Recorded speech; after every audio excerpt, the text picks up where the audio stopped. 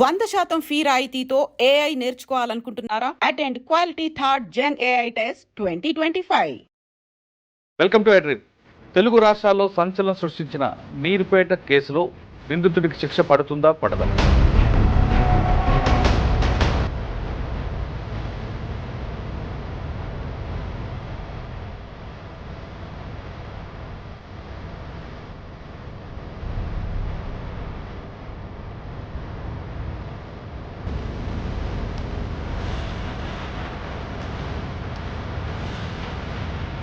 పోలీసులు proper investigation ఎలా చేయాలి?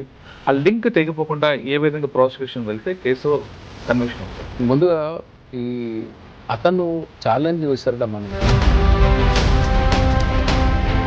Dead body is also one of the primary evidences. ఇప్పుడు ఆ బాడీ దొరకని పక్షంలో మర్డర్ అనేది ఎలాగా కంట్రోల్ చేస్తాను? వాళ్ళు చెప్పేది కూడా 8 అవర్స్లో అంతా మొత్తం డిస్ట్రాయ్ చేసి 5 feet టాల్ ఉన్న విమన్ 8 అవర్స్లో, ఇది 1 day ప్లానింగ్ అనేది నాకు అనిపించట్లేదు. డిఎన్ఏ బేస్ చేసుకొని కన్వర్షన్ తీసుకురావచ్చా? డిఎన్ఏ బేస్ చేసుకొని తీసుకురావచ్చు. ఇప్పుడు హెయిర్ నుంచి డిఎన్ఏ తీస్తారనుకోండి, అన్యూజువల్గా ఈ పార్ట్ ఆఫ్ బాడీలో స్కిన్ ఊడిపోదు. కానీ ఈ కేసులో శిక్ష పడాలంటే ఏం చేయాలి? శిక్ష ఖచ్చితంగా పడి తీరుతుంది ఈ కేసులో. ఎందుకు పడుతుంది అంటే ప్రైమరీ ఎవిడెన్స్ని సీజ్ చేశారు, కాపీడ్ ఎవిడెన్స్ అయినా కానీ. Welcome to Edream. తెలుగు రాష్ట్రాల్లో సంచలనం సృష్టించిన మీరుపేట కేసులో నిందితుడికి శిక్ష పడుతుందా పడదా? అసలు అది నిందితుడు అవుతాడా లేదా అనుమానితుడిగా బయటకు వస్తాడా అనే విషయంపై మనతో మాట్లాడడానికి హైకోర్టు అడ్వకేట్ శ్రీకాంత్ చింతల గారు ప్రస్తుతం ఉన్నారు. ఆయన అడిగి చాలా క్లారిటీ కడదు. సార్ నమస్తే అండి. నమస్తే అండి మురళి గారు. మీరుపేట కేసు మీ అందరికీ మీకు అందరూ చూస్తారు, సెన్సేషనల్ కేసు. చాలా దారుణంగా భార్యని కట్టుకున్న భార్యని ముక్కలు చేసి ఉడికించి ఎండబెట్టి దాన్ని దంచి తర్వాత చెరువులో కలిపారు. దాదాపు 8 గంటల పాటు డెడ్ బాడీ మాయించడానికి ఒక మలయాళం సినిమాని చూస్తూ ఈ విధంగా చేశాడని పోలీసుల యొక్క ఛార్జ్షీట్. అయితే నిందితుడికి ఎప్పుడైనా సరే ఫస్ట్ ఒక ఛాలెంజ్ చేశాడు, డెడ్ బాడీ లేదు కాబట్టి మీరు ఏవైనా చేయండి, నా డెడ్ బాడీ ఏదైనా క్వశ్చన్ చేశాడు. అవును. అయితే ఒక ఛాలెంజ్గా తీసుకున్న రాచకొండ కమిషనర్ గారు ఒక ఎఫ్ఎస్ఎల్ కొత్త ఎక్విప్మెంట్ తెప్పించి చెక్ చేసి వాళ్ళకి దొరికింది. కానీ సాధారణంగా ఒక కేసు ట్రయల్కి వచ్చినప్పుడు అంటే మనం చాలా ముందుకు వెళ్తున్నాం, ట్రయల్కి వచ్చినప్పుడు దేంతో చంపాడు, ఎలా చంపాడు, బాడీ ఎక్కడ తీసుకెళ్ళాడు, బాడీని ఎలా బయటకు తీసుకొచ్చాడు, ఇవన్నీ కూడా ట్రయల్లో వస్తాయి. మీలాంటి డిఫెన్స్ వాళ్ళు క్వశ్చన్ చేస్తుంటారు. ఇప్పుడు ఈ డిఫెన్స్కి పెట్టాం కాబట్టి ప్రాసిక్యూషన్కి ఎలాగ ఇబ్బంది వస్తుంది? ఈ కేసులో నిజంగా మనం అంత దారుణంగా చేసిన వాడికి క్షమించడం అనేది చాలా బాధాకర విషయం. అటువంటి అతని వ్యక్తికి ఒక కరెక్ట్గా శిక్ష పడితే మిగతా వాళ్ళకు మెసేజ్ పోతుంది. కాబట్టి ఇందులో పోలీసులు ప్రాపర్ ఇన్వెస్టిగేషన్ ఎలా చేయాలి, ఆ లింక్ తెగిపోకుండా ఏ విధంగా ప్రాసిక్యూషన్ వెళ్తే కేసులో కన్విక్షన్ వస్తుందంట. ముందుగా ఈ అతను ఛాలెంజ్ విసరడం అనేది చాలా ఆందోళన కలిగించే ఒక అంశం. అది నేను డెడ్ బాడీని మాయం చేశాను కాబట్టి మీరు చేయలేరు. వాస్తవానికి అది కొంతవరకు నిజం కూడా. ఎందుకు అంటే మర్డర్ జరిగిన తర్వాత dead body is also one of the primary evidences. Post mortem చేస్తాం కదా, పోస్ట్ మార్టం చేసిన తర్వాత dead body it self is an evidence. మీకు సైంటిఫిక్ ఎవిడెన్స్ లో కూడా పోస్ట్ మార్టం రిపోర్ట్ అడుగుతారు. పోస్ట్ మార్టం రిపోర్ట్ ఉండదు. అంటే డెత్ ఉందంటే పోస్ట్ మార్టం రిపోర్ట్ ఉండాలి. That is body is an evidence బేసిక్గా. సో ఇప్పుడు ఆ బాడీ దొరకని పక్షంలో మర్డర్ అనేది ఎలాగా కంట్రోల్ చేస్తాము అనేది మంచి it's a good legal point. In fact ఇతను ఏ సినిమాలు చూసి ఇన్స్పైర్ అయ్యాడో నాకు తెలియదు, కానీ దీని మీద ఇంగ్లీష్ సినిమాలు కూడా ఉన్నాయి. గాన్ గర్ల్ అని ఒక చాలా ఫేమస్ మూవీ ఉంది, అందులో కూడా ఆల్మోస్ట్ ఇలాంటి దీనిలో ఉంటుంది. తెలుగు కన్నడలో ఏ మూవీ నాకు తెలీదు, మలయాళంలో మలయాళంలో సూక్ష్మదర్శిని కరెక్ట్. అలాంటి మూవీస్ చూసి ఇన్స్పైర్ అయ్యి బాడీ లేదు కాబట్టి మేము క్రైమ్ బయటికి రాదు అనుకో. సాధారణ మర్డర్ కేసులో అంటే ఈ కేసు కాకుండా ఒక మర్డర్ కేసులో ఇన్వెస్టిగేషన్ ఎలా స్టార్ట్ చేస్తారంటే పిఎంఐ రిపోర్ట్ నుంచి కానీ లేదా ఫస్ట్ కంప్లైంట్ తన కూతుర్ని పలానాలుడు చంపాడు, దానికి రీజన్ చెప్తారు వాళ్ళ పేరెంట్స్. అక్కడ నుంచి స్టార్ట్ చేసుకొస్తే దానికి కంప్లైంట్ అక్కర్లేదు మురళి గారు. ఇప్పుడు క్రైమ్ అనేది ఎప్పుడు కూడా స్టేట్ రాంగ్. అది దానికి ఒక వ్యక్తిగతంగా ఒక వ్యక్తి వచ్చి కంప్లైంట్ ఇవ్వాలనేది అవసరం లేదు. ఒక నాలెడ్జ్లోకి, పోలీస్ వాళ్ళ నాలెడ్జ్లోకి వచ్చినా, ఎనీ కామన్ పర్సన్ నాలెడ్జ్లోకి వచ్చినా కానీ ఆ క్రైమ్ని స్టేట్ ఇన్వెస్టిగేట్ చేసి దాని మీద అక్యూజ్డ్ పర్సన్ ఎవరు ఉన్నారు, ఎవరెవరు అనుమానితులు ఉన్నారు, వాళ్ళందరినీ విచారించి శిక్ష పడేలాగా ప్రాసిక్యూషన్ అదే సార్ ఆ ప్రొసీజర్ లో పిఎంఏ రిపోర్ట్ మస్ట్ అంటే ఎస్ మస్ట్ అంటే పిఎంఏ రిపోర్ట్ అనేది మర్డర్ జరిగినప్పుడు ఖచ్చితంగా మర్డర్ ఛార్జెస్ ఉన్నాయి కాబట్టి పోస్ట్మార్టం రిపోర్ట్ అనేది కావాలి. అయితే ఇక్కడ ఈ బాడీ రిమైన్స్ ఏదన్నా తనకి దొరికితే ఆ రిమైన్స్ ఉన్నాయి కాబట్టి అది సరిపోతుంది. ఎందుకు సరిపోతుంది అని చెప్తాను. ఒక థియరీ ఉంది, లాస్ట్ సీన్ థియరీ అంటాం. దీని లాస్ట్ సీన్ థియరీ ఏంటి అంటే ఎవిడెన్స్ యాక్ట్లో మీకు ఒక వ్యక్తిని లాస్ట్గా ఇప్పుడు మన ఇద్దరం ఉన్నాం, మన ఇద్దరం కలిసి ఒక చోటకి వెళ్ళాము, దానికి ఎవిడెన్స్ ఉంది. మీరు నేను కలిసి ఉన్నాం అనడానికి ఎవిడెన్స్ ఉంది. తర్వాత నేనేమయ్యానో తెలియదు. సో మీరు లాస్ట్ ఆ వ్యక్తిని లాస్ట్ కలిసింది మీరు ఆ వ్యక్తితోనే లాస్ట్ ఉన్నారు, మీ తర్వాతనే అతను చనిపోయాడు కాబట్టి ఆ సర్కమ్స్టాన్సెస్ నుంచి మీ తర్వాత అతన్ని ఎవరు చూడలేదు కాబట్టి మీ మీద ప్రైమ్ ఆఫీసర్ మీ మీద నేను ప్రూవ్ చేసుకోవాలి, మీరు ప్రూవ్ చేసుకోవాలి. ఇప్పుడు ఆ కేసు మన ఈ కేసులో తీసుకుంటే అమ్మాయి సీసీటీవీలో వీళ్ళిద్దరు కలిసి ఇంట్లోకి వెళ్ళారు. ఇంట్లోకి వెళ్ళిన తర్వాత తను అక్కడి నుంచి బయటకు వచ్చింది లేదు, సీసీటీవీ మిస్ అయినట్టు కూడా ఏం లేదు, కంటిన్యూస్ సీసీటీవీ ఉంది. కాబట్టి ఆ విమెన్ అక్కడి నుంచి బయటకు ఎప్పుడు వచ్చింది? అన్లెస్ ఏదన్నా ఒక 5 నిమిషాలు 1 నిమిషమో సీసీటీవీ పనిచేయలేదు అనేది ఏదన్నా డిఫెన్స్ అయ్యి ఉంటే తప్ప కంటిన్యూడ్ సీసీటీవీ ఫుటేజ్ ఉంటే తప్పించుకునే ఆస్కారాలు పెద్దగా ఏం లేవు. ఎందుకంటే వన్స్ స్క్రాప్ ఆఫ్ డిఎన్ఏ దొరికినా సరిపోతుంది. ఓకే, దాని పోస్ట్మార్టం రిపోర్ట్ కంపల్సరీగా ఉండాలనేది ఇట్స్ నాట్ రూల్. అలాంటి రూల్ ఏం లేదు. వన్ ఆఫ్ ద ఎవిడెన్స్ అంతే, అంత రూల్ ఏం లేదు. సార్ మనం ఈ కేసులు తీసుకుంటే ఆయన ముందు జరిగిన అందరు కంప్లైంట్ మదర్. అవును. ఇప్పుడు మరి పిఎంఏ లేదు, రిపోర్ట్ లేదు, కానీ డిఎన్ఏ ఉంది. అక్కడ చిన్న టిష్యూ దొరికింది, ఆ టిష్యూలో డిఎన్ఏ ప్రకారం పిల్లల డిఎన్ఏ మ్యాచ్ చేస్తారు. అవును. ఓకే, చనిపోయిన ఆమె ఫలానా కానీ తర్వాత రీజన్ ఎందుకు, ఎలా చంపాడు, ఎక్కడ కట్ చేశాడు, మనకు మెయిన్ కట్టింగ్ దగ్గర కూడా వస్తుంది. ఏ బ్లేడ్ వాడాడు, అంటే సీజర్ నేను చూశాను, మరి ఎంతవరకు అథెంటిక్ నాకు తెలియదు, వాట్సాప్లో సర్క్యులేట్ అయితే చూశాను నేను. అందులో కిచెన్ నైఫ్తో కట్ చేశాడని ఉంది. అది కిచెన్ నైఫ్తో కట్ చేశాడు అనడానికి యాక్సెస్ బ్లేడ్ అంటున్నారు కదా, కిచెన్ నైఫ్ అని చెప్పేసి ఉంది దాంట్లో. యాక్సెస్ బ్లేడ్ అనేది నేను చూడలేదు, నేను చూసిన పాతది కూడా అయి ఉండొచ్చు. సో కిచెన్ నైఫ్ యూజ్ చేసాడని ఉంది. కిచెన్ నైఫ్తో అంత పెద్ద బాడీని కట్ చేశాడు, ఎలా కట్ చేశాడు, ఫస్ట్ ఆర్మ్స్ కట్ చేశాడు, తర్వాత లెగ్స్ కట్ చేశాడు, తర్వాత నడుము దగ్గర కట్ చేశాడని ఇట్లాంటి ఏదో డిస్క్రిప్షన్ ఏదో చూసాం అలిగేషన్లో కూడా, వాళ్ళు ఇచ్చిన దానిలో కూడా. సో కిచెన్ నైఫ్ అనేది వన్ మర్డర్ వెపన్స్ ఏమేమి ఉన్నాయి, ఏమేమి ఇన్వాల్వ్ అయ్యి ఉన్నాయి అనేది ఇట్స్ వన్ ఇష్యూ. ఇంకొక ఇష్యూ ఏంటంటే ఇతను ఈ ఎవిడెన్స్ని డెస్ట్రాయ్ చేయడానికి ఎలాంటి పరికరాలను వాడాడు. ఇప్పుడు ఆ హీటర్ ఏదో వాడాడని చెప్తున్నాడు. బకెట్లో డిఎన్ఏ ఉంటుంది, హీటర్కి ఉంటుంది, ఎందుకంటే కొంచెం స్కిన్ అని అంటుకుంటుంది. ఆ తర్వాత ఫ్లష్ చేసిన దాన్ని ఏం చేయలేము, డైల్యూట్ అయిపోయి ఉంటుంది కాబట్టి. ఇట్లా కొన్ని పార్ట్స్ మాత్రము దొరికే ఛాన్స్ ఉంది, అంటే డిఎన్ఏ ట్రేసెస్ దొరికే ఛాన్స్ మాత్రం ఖచ్చితంగా ఉండొచ్చు. అయితే దీంట్లో అన్నింటిలో ఆశ్చర్యకరమైన విషయం ఏంటంటే మురళి గారు, యావరేజ్ ఒక 5 feet టాల్ ఉమెన్ వేసుకుందాం, ఆవిడని ఒక 5 feet అనుకుందాం, average Indian women height 5 feet అనుకుందాం. 5 feet టాల్ అనే ఒక ఉమెన్ని పొద్దున 11 నుంచి సాయంత్రం 6 గంటల లోపల బాడీని ఒక కిచెన్లో డెస్ట్రాయ్ చేసేంత పైశాచికాన్ని అలా చెయ్యొచ్చు అనే ఒక ప్లాట్ని అతను సెట్ చేశాడు. సినిమాలు చూసో లేకుంటే ఇంకోదైనా చేశాడు అనేది అది పక్కన పెడదాం కాసేపు. ఇది చాలా చాలా జుగుప్స కలిగించేది, అట్లాగే భయం కలిగించేలాగా కూడా ఉంది. ఇది ప్రాక్టికల్గా ఇతను 1 dayలో చేశాడని నేను అనుకోవట్లేదు. ఇట్స్ అంతకుముందు ప్రీ ప్లానింగ్ అయి ఉండొచ్చు. అది 1 dayలో అప్పటికప్పుడు కాసేపు. ప్రాసిక్యూషన్ వల్ల స్టోరీ ఏంటి, పొద్దున గొడవ అయింది, పిల్లల్ని వదిలేసి వచ్చారు, పొద్దున గొడవ అయింది, కొట్టాడు, తర్వాత రియలైజ్ అయ్యాడు చచ్చిపోయిందని, అప్పటి నుంచి ప్లాన్ చేశాడు అనేది. సో నాకేమో అది పెద్దగా అంత కన్విన్సింగ్ థియరీ అనిపించలేదు నాకు. అది ఇతనికి ప్లానింగ్ ఉండాలి, ఇతని క్రిమినల్ మైండ్ ఉండాలి, ఇతను బహుశా దీని మీద స్టడీ కూడా చేసి ఉండాలి, ఇలాంటివి ఏదన్నా ఉండుంటాయి. అంటే వాళ్ళు చెప్పేది కూడా 8 hours అంతా మొత్తం డిస్ట్రాయ్ చేసి 8 hours డిస్ట్రాయ్ చేశాడు. 5 feet టాల్ ఉన్న ఉమెన్ 8 hours మటన్ ఉడకబెట్టినా కానీ 4 hours పడుతుంది, అంటే మెత్తగా అవ్వడానికి. మీరు కట్ చేసి పీసెస్ చేసి, అంటే కళ్ళు పెద్ద లార్జ్ బోన్స్, దాన్ని మళ్ళీ పాండింగ్ చేశాడు అని, పౌడర్ లాగా చేసి కలిపేశాడని, ఇవన్నీ ఉన్నాయి. నెక్స్ట్ డే పెట్టుకున్నాడు అనేది మెల్లమెల్లగా ఒక్కొక్కసారి డిస్ట్రాయ్ చేసుకుంటూ వచ్చాడు. మెల్లగా 2 to 3 days వరకు డిస్పోజ్ చేసినట్టున్నాడు వీటన్నిటిని కూడా. ఇది 1 day ప్లానింగ్ అని నాకు అనిపించట్లేదు.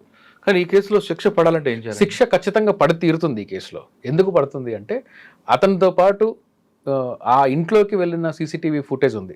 అది కొత్త చట్టం ప్రకారము ఈ ఎలక్ట్రానిక్ ఎవిడెన్స్ని, ప్రైమరీ ఎవిడెన్స్ని సీజ్ చేశారు. కాపీడ్ ఎవిడెన్స్ అయినా కానీ మీకు అడ్మిసిబుల్ ఎవిడెన్సే. నెంబర్ 1. నెంబర్ 2, ఇతనితో వెళ్ళి బయటికి తను రాలేదు, సో అతను ఎక్స్ప్లెయిన్ చేయాలి ఈమె ఎక్కడికి వెళ్ళింది అని. అతను ఎక్స్ప్లెయిన్ చేయలేడు. అతని కన్ఫెషన్ కూడా కొత్త చట్టం ప్రకారం కన్ఫెషన్ రికార్డ్ చేసి ఉంటుంటారు.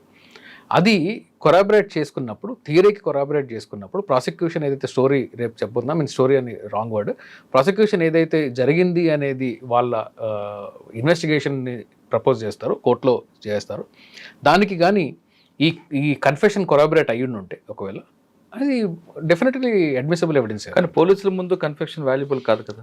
పోలీసుల ముందు కాదు, డెఫినెట్లీ పోలీసులు అదే నెక్స్ట్ డిఫెన్స్ అదే తీసుకుంటారు. పోలీసుల ముందు కన్ఫెషన్ కాదు, కానీ ఎక్స్ప్లెనేషన్ ఏంటి, ఇతను ఆ విమెన్ ఎక్కడ పోయిందని ఎక్స్ప్లెనేషన్ ఎలా చేస్తాడు? ఆమె అదృశ్యమైంది, పడుకున్నప్పుడు బయటకు వచ్చింది, ఎట్లా చేస్తాడు? అదృశ్యమైంది అంటే అక్కడ మీకు సీసీటీవీ లేదనుకోండి, నాకు తెలియదు అని చెప్పొచ్చు. అసలు ఈ క్రైమ్ బహుశా బయటికి కూడా వచ్చి ఉండేది కాదు. అతను సీసీటీవీలో దొరికాడు కాబట్టి ఇద్దరు వెళ్ళారు, మళ్ళీ తిరిగి బయటికి రాలేదు, ఇతను ఒక్కడే వచ్చాడు కాబట్టి ఈ క్రైమ్ బయటకు వచ్చింది. కాబట్టి ఇట్స్ ఎ క్రూషియల్ ఎవిడెన్స్. అది ప్రాసిక్యూషన్ వాళ్ళు తీసుకోవాల్సిన జాగ్రత్తలు ఏంటి అంటే, ఈ ఎవిడెన్స్ ప్రతి ఒక్కటిని కూడా ప్రైమరీ ఎవిడెన్స్ని రికార్డ్ చేసి పెట్టడము, ఎలక్ట్రానిక్ ఎవిడెన్స్ని కూడా ప్రైమరీ ఫేజ్లో రికార్డ్ చేసి పెట్టడము, ఆ ఎలక్ట్రానిక్ రికార్డ్ యొక్క ఓనర్ దగ్గర మనము సర్టిఫికెట్స్ తీసుకొని ఈ ఎవిడెన్స్ యాక్ట్ ప్రకారము దాన్ని ప్రైమరీ ఎవిడెన్స్ లాగా ట్రీట్ చేసే విధంగా ఇప్పుడే ప్రికాషన్స్ తీసుకోవడం. ఏం చేస్తుంటారంటే ప్రాసిక్యూషన్ లేకుండా ఎక్కడ ఉంటాయంటే, ఫర్ ఎగ్జాంపుల్ వీళ్ళు ఏం చేశారంటే సీసీటీవీ ఫుటేజ్ తీసుకొని వచ్చేసారు ఒక మర్డర్ కేసులోని. సీసీటీవీ ఫుటేజ్ చేశారు, దానికి సంబంధించిన DVD తీసుకొని వచ్చి కేసులో వేశారు.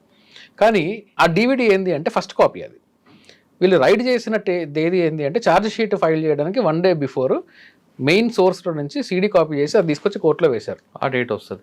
అయితే డిఫెన్స్ ఏం చేశారు, డిఫెన్స్ దాని ప్రాపర్టీస్ ఓపెన్ చేసి చూసి ఈ డేట్ 1 day బిఫోర్ కదా మీరు కాపీ చేసింది, ఇది ఒరిజినల్ కాదు కదా అన్నప్పుడు ఇన్వెస్టిగేషన్ ఆఫీసర్ తప్పక ఎస్ ఇది 1 day బిఫోర్ చేసాము, ఒరిజినల్ నుంచి ఇది కాపీ చేసి వేసినదే అని చెప్పేసి అన్న తర్వాత దానిలో ఎక్విటల్ వచ్చింది.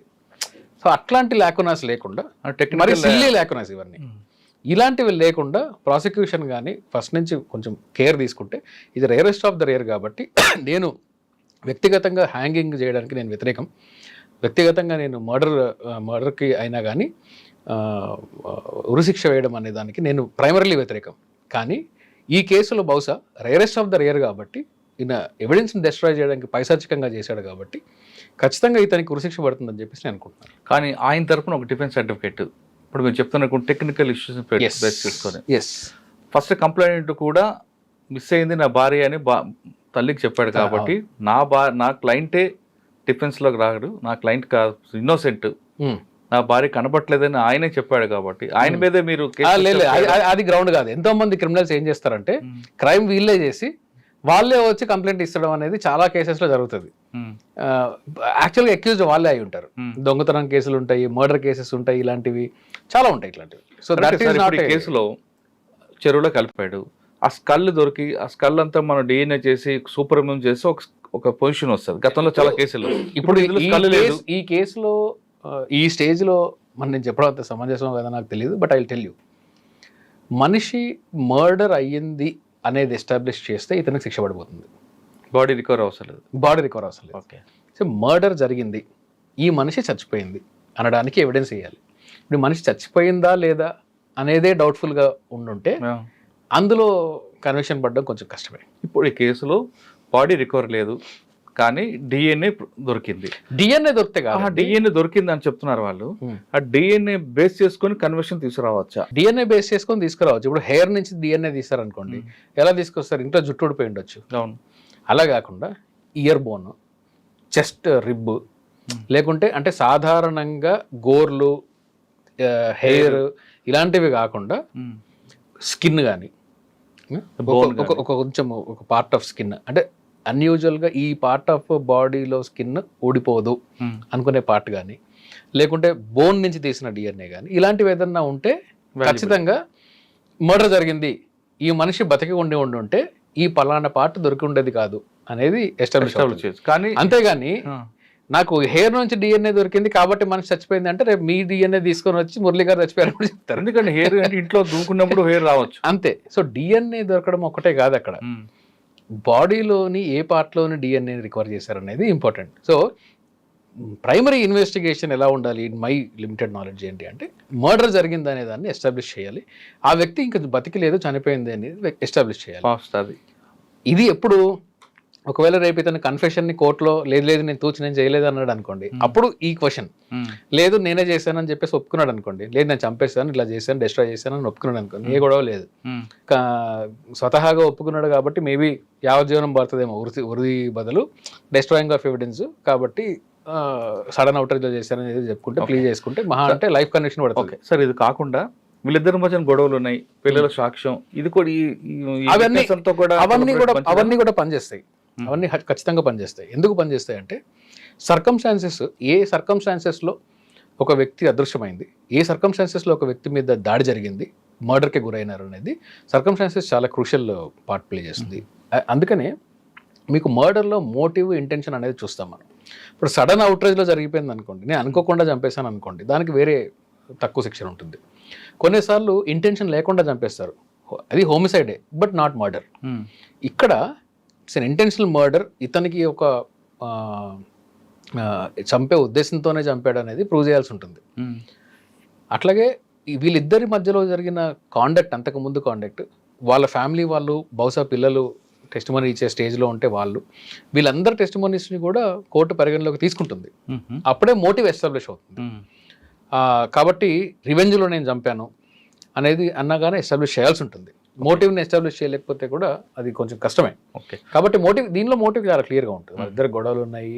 సో ఇన్ఫ్యాక్ట్ ఇన్ఫరెన్స్ కూడా వైఫ్ అండ్ హస్బెండ్ మధ్యలో కూడా మీకు తెలియదేం కాదు.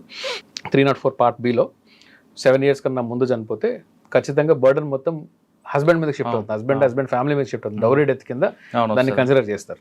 అంటే ఇన్ఫరెన్స్ జనరల్ క్రిమినల్ లాలో రూల్ ఏంటంటే ప్రాసిక్యూషన్ వారు ప్రూవ్ చేయాలి. కానీ ఉమెన్ కి సంబంధించిన చట్టాలలో పర్టికులర్లీ ఇలాంటి వాటిలలో బర్డన్ మొత్తం కూడా మేల్ పర్సన్ మీదకి షిఫ్ట్ అవడం జరుగుతుంది. ఈవెన్ పోక్సోలో కూడా బర్డన్ అనేది వీళ్ళ మీద ఎక్కువగా ఉంటుంది. అలాగే ఈ 304 సబ్ క్లాజ్ 304 Part 2లో కూడా బర్డన్ అనేది ఇతని మీద ఉంటుంది. చాలా కేసెస్ అలా ఉమెన్కి మాత్రం కొన్ని ఎక్సెప్షన్స్ ఉంటాయన్నమాట. ఆ కోవలోకి ఇది కూడా వస్తుంది. సరే, ఇప్పుడు ఈ క్లయింట్కి అదే ఇప్పుడు మనం అనుకున్న గురుమూర్తికి అలాంటి క్లయింట్ నాకు వద్దు. ఓకే, ఆ గురుమూర్తికి ప్రీవియస్ క్రైమ్ రికార్డ్ లేదు, ఏదో సడన్ ప్రొవొకేషన్ చేశాడు, తర్వాత ఈ కుకింగ్ స్టోరీ వెళ్ళని ఒక లైన్ వచ్చింది అనుకోండి, అప్పుడు ఇవన్నీ కూడా ఊహాగానాలండి. అది వచ్చిందా చేసొచ్చు అంటే ఆ స్పెక్యులేషన్ మీద నేను కూడా ఏమైనా సమాధానం చెప్తాను. రేపు పొద్దున ఆ స్పెక్యులేషన్ వచ్చింది అనుకోండి, ఒకటే నా ఆన్సర్ ఏంటి అంటే ప్రాసిక్యూషన్ వాళ్ళు వాళ్ళ థియరీని మాత్రం వాళ్ళు ఏదైతే ఇన్వెస్టిగేషన్లో బయటపడ్డ నిజం ఉందో ఆ నిజాన్ని డిఫెన్స్ ఎదుర్కొన్నా కానీ డిఫెన్స్ స్క్రూటినీలో లాకునాస్ లేకుండా చూసుకోవడం వరకే ప్రాసిక్యూషన్ వాళ్ళకి నేను చాలా గట్టిగా అలా చేయాలని చెప్తాను. సార్, ఇతనికి మెంటల్గా ఎలాంటి కండిషన్ ఉన్నాడు, సైకో టెస్ట్ కూడా పనికి అంటారా సైకాలజిస్ట్కి? సైకియాట్రిక్ టెస్ట్ అంటే ఇప్పుడు సైకోపాత్ అయి ఉండొచ్చు ఇతను, అందులో అతను పైశాచికంగా ఉండుండొచ్చు. బట్ సైకోపాత్ అయినంత మాత్రం అతనికి ఏం శిక్ష తగ్గదు. సైకోపాత్ యాంటీ సోషల్ ఎలిమెంట్ అనుకోండి, జైల్లో పెడతారు అంతే. సో దాన్ని ఏం కన్సిడరేషన్ ఏం చేయడం. ఒకవేళ మెంటల్లీ అసలు ఇన్కెపాసిటేటెడ్ అని అంటే అది వేరు. సార్, ఈ మొత్తం ఎపిసోడ్లో మీడియాలో రకరకాల కథనాలు రావడం, దాంతో కమిషనర్ గారు కూడా కొంచెం సీరియస్ అయ్యారు. మీరు ఇటువంటి సోషల్ రెస్పాన్సిబిలిటీ లేకుండా చేయడం వల్ల కేసు పక్కదో పడుతుంది, నిందితుడికి శిక్ష పడకుండా కాపాడే విధంగా మీరు చేస్తున్న ఇవన్నీ దాన్ని మనం ఏ విధంగా మనం చూస్తాం ఏంటంటే ఎవరన్నా ఒక జడ్జి గారు కానీ లీగల్ ఫెటర్నిటీ కానీ కమిషనర్ గారి మీద కూడా కోప్పడాలి. ఆయన మీడియా మీద కోప్పడినాడు. ఎందుకంటే అసలు మీడియాకి ఎలా తెలిసింది? మీరు అసలు ఇన్వెస్టిగేషన్ చేసి ప్రాపర్ రిపోర్ట్ కూడా బయటికి పెట్టినప్పుడు ఈయన ఉడికించాడు, తర్వాత ఈయన కన్ఫెషన్ స్టేట్మెంట్ మొత్తము మీరు అఫీషియల్గా మీడియాకి చెప్పినప్పుడు మీడియాలో తాటికైనంత అక్షరాలతో ఎట్లా వచ్చింది? మీ దగ్గర నుంచి లీక్, అంతే కదా, పోలీస్ దగ్గర నుంచి లీక్ లేకపోతే ఎట్లా వచ్చింది బయటికి? చెప్పింది మీరు కదా, మీ డిపార్ట్మెంట్ వాళ్ళు చెప్పారు. మీ డిపార్ట్మెంట్ వాళ్ళు కూడా కంట్రోల్లో పెట్టుకోండి. ఇన్వెస్టిగేషన్ మీడియా వల్ల డ్యామేజ్ అవుతుంది అనడం అనేది one aspect. Yes, definitely media job ఏంటి? మీడియా జాబ్ నిజాన్ని పబ్లిక్ దాకా తీసుకెళ్ళడం. మీరే ప్రెస్ మీట్ పెట్టి ఇది జరిగింది, స్పెక్యులేషన్స్ వద్దు అని మీరే ఫస్ట్లో చెప్పి ఉండొచ్చు కదా. దానికి స్కోప్ ఇచ్చింది ఎవరు? లీకేజ్ ఇచ్చింది ఎవరు? అది తప్పది. మీడియా రెస్పాన్సిబుల్గా ఉండాలి. డెఫినెట్లీ మీడియా రెస్పాన్సిబుల్గా ఉండాలి. కానీ ఆ ముసుగులో నా ఇర్రెస్పాన్సిబిలిటీ నేను కప్పెట్టుకుంటానంటే కుదరదు. మీరు రెస్పాన్సిబుల్గా ఉండండి, ఆ మీడియా కూడా రెస్పాన్సిబుల్గా ఉంటుంది. వాళ్ళు ఇచ్చి లీకే కదా వీళ్ళు క్యారీ చేశారు, వాళ్ళకి వీళ్ళు వెళ్ళి అందుకే చెప్తున్నా, ఇంకొకరి ఇర్రెస్పాన్సిబిలిటీలో ఇంకొకరిని రెస్పాన్సిబుల్గా ఉండాలని చెప్పడంలో నా ఇర్రెస్పాన్సిబిలిటీని కప్పెట్టుకుంటాను అంటే అది సమంజసం కాదు. అది సరే, ఈ కేసులు మొత్తం ఫైనల్గా చూస్తే తండ్రి జైలుకి వెళ్ళిపోయాడు, తల్లి చనిపోయాడు, మరి పిల్లల పరిస్థితి ఏంటంటే వాళ్ళ అమ్మమ్మ దగ్గర ఉండాల్సిందేనా? అది అంటే వాళ్ళు ఎవరైతే పిల్లలు సేఫ్గా ఉంటారో వాళ్ళ దగ్గర ఉండొచ్చు. అంటే న్యాచురల్ గార్డియన్స్ ఎవరైతే ఉంటారో, నెక్స్ట్ న్యాచురల్ గార్డియన్స్ అమ్మమ్మ గారి దగ్గర కానీ లేకుంటే తండ్రి గారి దగ్గర ఉన్న ఫ్యామిలీ వాళ్ళ దగ్గర కానీ ఎక్కడైనా ఉండొచ్చు. అయితే ఇందులో కోర్టు ఏమని చూస్తుందంటే పిల్లలు ఎక్కడ సేఫ్గా ఉంటారు, పిల్లలు మానసికంగా వాళ్ళు ఎక్కడుంటే కరెక్ట్గా ఉంటారు, ఫైనాన్షియల్గా వాళ్ళకి ఎయిడ్ ఎక్కడ ఉంది అనేది చూస్తారు. ఇది అమ్మమ్మ గారి హక్కు, ఇలా నానమ్మ హక్కు లేదు, ఇందులో పిల్లల హక్కు. సో ఒకవేళ పిల్లలు వీళ్ళిద్దరి దగ్గర సేఫ్గా ఉంటారు అనుకుంటే వాళ్ళని హోమ్ కూడా పెట్టచ్చు, స్టేట్ కేర్. వాళ్ళు మైనర్ కదండి, అందుకనే స్టేట్ కేర్ తీసుకోవచ్చు. మైనర్ కాబట్టే చెప్తున్నాను, మేజర్ అయితే వాళ్ళ ఇష్టం.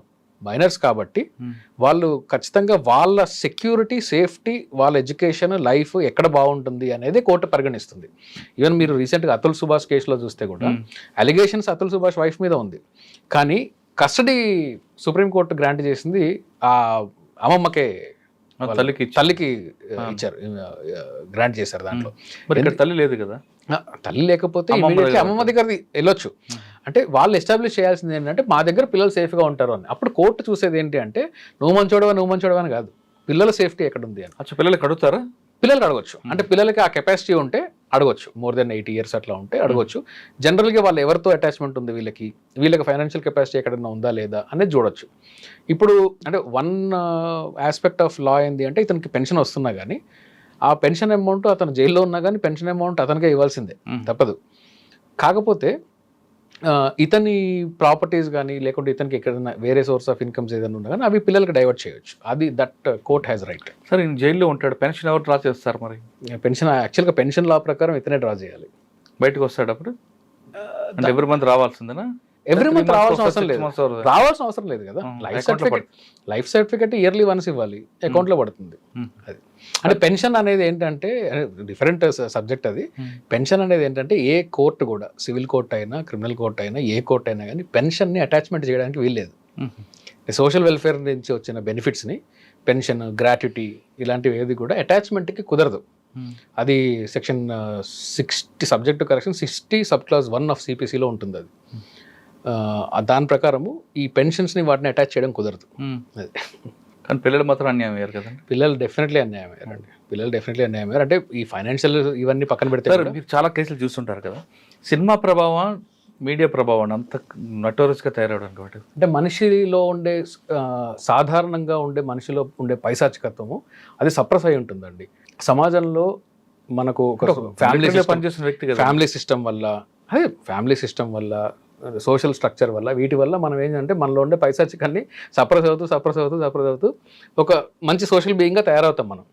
చిన్నప్పుడు మీకు దోమను చంపాలి, చీమల్ని పట్టుకొని క్యాండిల్కి వెలిగించేసి చంపేయడము, కాక్రోజులు లేకుంటే అది తూనీగలు ఉంటే తూనీగలు తీసుకొని వచ్చి క్యాండిల్ వెలిగించి దాన్ని, సైడిజమే, అదొక ఆనందంలాగా ఫీల్ అవుతారు. చిన్నపిల్లలు బటర్ఫ్లైస్ని చంపడము అదేమి మంచి యాటిట్యూడ్ ఏం కాదు, అది పైశాచికమే. కాకపోతే ఏంటంటే మనం పెరిగే క్రమంలో, సొసైటీలో మనం పెరిగే క్రమంలో ఒక సోషల్ యానిమల్ లాగా మనం తయారవుతాం, సోషల్ బీయింగ్ లాగా తయారవుతాం. అందులో ఆ సోషల్ కట్ అయిపోయినప్పుడు యానిమల్స్ బయటకు వస్తారు, వాళ్ళు వీళ్ళే. దానికి సినిమా అవసరం లేదండి, ఏదన్నా ట్రిగర్ అవ్వండొచ్చు. అసలు సినిమా అనేది లేని రోజుల్లో క్రైమ్ లేదా ఏంటి? లేదు, 100% క్రైమ్ ఉంది. ఇంతకన్నా దారుణమైన క్రైమ్. మన వ్యక్తి చిన్నప్పుడు పాములు పట్టుకొని చంపేవాడు, తర్వాత మనుషులు చంపాడు, అంతే. సో ఫర్ హిమ్ ఆ చిన్నప్పటి నుంచి కూడా ప్రతి మనిషిలోనూ ఈ పైశాచికం ఉంటుంది. అంటే వీడికి చిన్నప్పటి నుంచి ఉంది, తల్లిదండ్రులు ఎవరు అది మనము చెప్పలేనండి. కాకపోతే ఇతను చేసిన విధానము అంత చాలా ఈజీగా మనిషిని చంపేస్తే రిగ్రెట్ అవ్వచ్చు, ఇంకో విధంగా డిస్పోజ్ లేదంటున్నారు పోలీసులు, చేయొచ్చు, లేకుంటే హ్యాంగ్ చేసి సూసైడ్ చేస్తుందని చెప్పొచ్చు, చేసి ఉండొచ్చు ఇట్లాంటివి. అలా కాకుండా అంత ఎంత క్రూరం, ఎంత పైశాచికం ఉండుంటే తన మైండ్లో, ఎంత సెడిస్ట్ ఫెలో అయ్యిండుంటే బాడీని తీసుకొని ముక్కలుగా కట్ చేసి బకెట్లో ఉడకబెట్టి మళ్ళీ స్టవ్ మీద కాల్చి పౌడర్ చేసి, ఇదంతా నిజమైతే మాత్రం అసలు అన్ఇమాజినబుల్ థింగ్. సో సినిమా ప్రభావం, మీడియా ప్రభావం అని చెప్పేసి నేను దాన్ని కంట్రోల్, ఎందుకంటే ఆ సినిమాలు నేను కూడా చూశాను. అంటే ఎక్కడో ఉండుంటది, అది ఇప్పుడు బయటపడింది. ఈ క్రైమ్ సినిమాలన్నీ నేను కూడా చూశాను. నేను చెప్పలేట్లుగా ఈ గురుమూర్తికి మా చిన్నప్పటి నుంచి ఎక్కడో ఉంది. జనరల్గా ఇలాంటి క్రైమ్లో ఉండే వాళ్ళలో మెజారిటీ సెక్షన్ ఇలాగే ఉంటుందండి. ఈ క్రైమ్ అనేది, వాళ్ళ యాటిట్యూడ్ అనేది చిన్నప్పటి నుంచి ఉంటుంది, ఎక్కడో దగ్గర ఇన్హెరెంట్గా ఉంటుంది.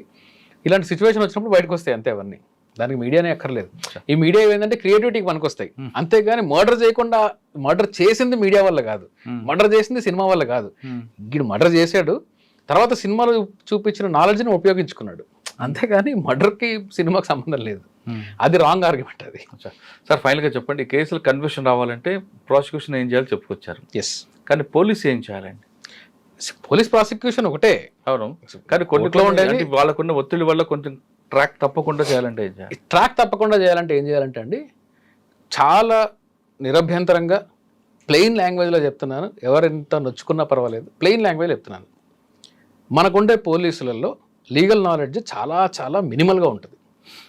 దయచేసి ఈ ఇన్వెస్టిగేషన్ చేసేవాళ్ళు, మీరు ఎంత పెద్ద మేధావులని మీరు అనుకున్నా పర్వాలేదు నాకు, మీరు నిజంగా అయ్యుండొచ్చు కాక, మీరు నిజంగా చాలా కాంపిటెంట్ అయ్యుండొచ్చు, అయినా ఒక మంచి క్రిమినల్ లాయర్ దగ్గర, బహుశా మీ డైరెక్టర్ ఆఫ్ ప్రాసిక్యూషన్స్లో చాలా మంచి కాంపిటెంట్ పర్సన్స్ ఉన్నారు. ప్రాసిక్యూషన్లో ఫైనెస్ట్ ప్రాసిక్యూటర్స్ ఉన్నారు మన దగ్గర, హైదరాబాద్లోనే ఉన్నారు, నాకు తెలిసిన వాళ్ళు ఉన్నారు. సో ఈ మంచి ప్రాసిక్యూటర్స్ దగ్గర లేదా క్రిమినల్ లాయర్స్ దగ్గర మీరు ఒకసారి ఫైల్స్ తీసుకొని కూర్చొని దాన్ని కోర్టులో ప్రజెంట్ చేసే విధానంలో కూడా ల్యాకునెస్ ఉన్నాయా, ఎక్కడన్నా ఏమన్నా లీగల్గా మేము ఏమన్నా కంప్లై చేయట్లేదా అనేది చూడాలి. ఇన్ఫ్యాక్ట్ ఇది ప్రతి కేసులోనూ చేయాలి. చాలా నెగ్లిజెంట్గా, రీసెంట్గానే ఒక కేసు చెప్తే, అది నేను ఒక ప్రైవేట్ మీడియాలో నేను వీక్లీ రాసే ఒక ఆర్టికల్లో కూడా రాశాను ఈ విషయాన్ని. పోలీసు వారి దగ్గరికి ఒక సైబర్ క్రైమ్ జరిగింది. అంటే సైబర్ బుల్లింగ్ అనుకోండి. ఒక అమ్మాయిని స్టాక్ చేశాడు, దాంట్లో వేరే వేరే అలిగేషన్స్ ఉన్నాయి. తిని వెళ్ళి కేసు పెట్టింది. కేసు పెట్టిన తర్వాత వాళ్ళు ఛార్జ్ షీట్ కూడా రెడీ చేశారు. నన్ను అప్రోచ్ అయ్యి, ఈ విక్టిమ్ నన్ను అప్రోచ్ అయ్యి, ఈ విక్టిమ్ నాకు అడిగారు, నేను మిమ్మల్ని పెట్టుకోవాలనుకుంటున్నాను లాయర్గా. అంటే ప్రాసిక్యూషన్ చేస్తారమ్మా, మేము కావాలంటే అసిస్ట్ ప్రాసిక్యూషన్గా ఉండొచ్చు, లేదా స్పెషల్ ప్రాసిక్యూషన్ ఈ కేసులో అవసరం లేదు, కాబట్టి అసిస్ట్ ప్రాసిక్యూషన్లో ఉండొచ్చు. మీరు ఛార్జ్ షీట్ వేస్తా అంటున్నారు కదా, మనం ఛార్జ్ షీట్ వేసిన తర్వాత నేను అసిస్ట్ ప్రాసిక్యూషన్ వేసి నేను ప్రాసిక్యూషన్ అసిస్ట్ చేస్తానని చెప్పాను. లోపల ఏదో చూద్దామని చెప్పి చూస్తే ఫస్ట్ పేజ్ నుంచి లాస్ట్ పేజ్ దాకా అన్ని తప్పులే.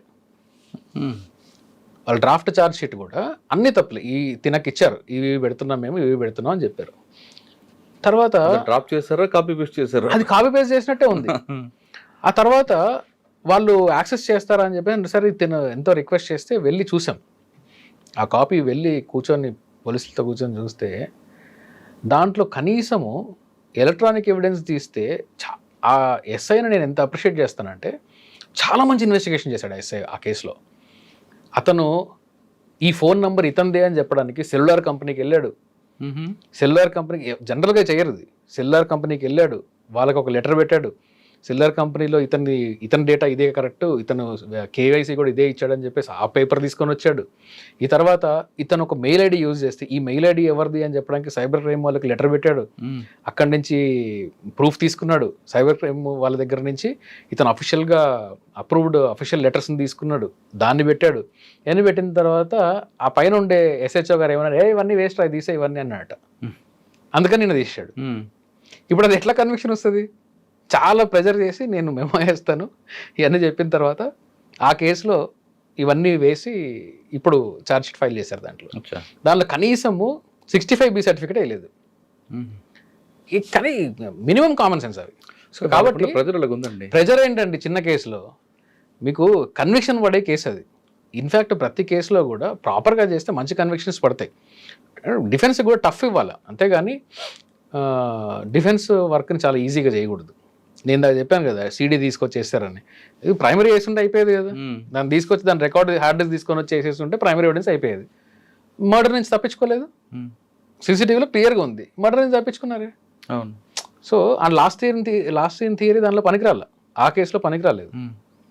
అది సీరియస్ అఫెన్సెస్లో ఇలాంటి ల్యాకునెస్ చేయకూడదు. కాబట్టి పోలీస్ వర్క్ నేను చెప్పేది ఏంటి అంటే, మీకు ప్రొసీజర్ తెలిసి ఉండొచ్చు, ఇన్వెస్టిగేషన్ చాలా బాగా చేసి ఉండొచ్చు, మీరు చెప్పిన దాన్ని కరెక్ట్ కూడా అయ్యుండొచ్చు, కానీ లీగల్ స్క్రూటినీలో అవి అప్హోల్డ్ అవుతాయా లీగల్ స్క్రూటినీలో దొరికిపోతారా అని చూసుకోండి. ఎవరన్నా ఒక మంచి క్రిమినల్ లాయర్ దగ్గర, మీ ప్రాసిక్యూషన్లోనే చాలా మంచి మంచి ఎక్స్పర్ట్స్ ఉన్నారు, రిటైర్డ్ ప్రాసిక్యూటర్స్ కూడా చాలా ఎక్స్పర్ట్స్ ఉన్నారు. వెళ్ళి కూర్చోండి, ఒకరు కాకపోతే 2-3 దగ్గర కూర్చోండి, చూడండి, మంచి స్ట్రాంగ్ ఛార్జ్ షీట్ వేయండి. ఇది నేను పోలీసు వారు చెప్పేది. సో ఓన్లీ సొంత తెలివితేటలే వాడద్దు. ఓకే, మీర్పేట్ కేసులో ఖచ్చితంగా నిందితుడికి శిక్ష పడాలంటే ప్రాపర్గా ఇన్వెస్టిగేషన్ చేయడమే కాకుండా 1-2 సార్లు లీగల్ ఒపీనియన్ తీసుకుంటే ఖచ్చితంగా శిక్ష పడుతుంది అంటున్నారు శ్రీకాంత్ గారు. అంతేగాని ఏదో నామ్కి వాస్తాగా రొటీన్గా చేస్తే మాత్రం నిందితుడు తప్పించుకుంటాడు, ఒక చెడ్డ మెసేజ్ సొసైటీలకు వెళ్ళే అవకాశం ఉందంటూ శ్రీకాంత్ గారు చెప్తున్నారు.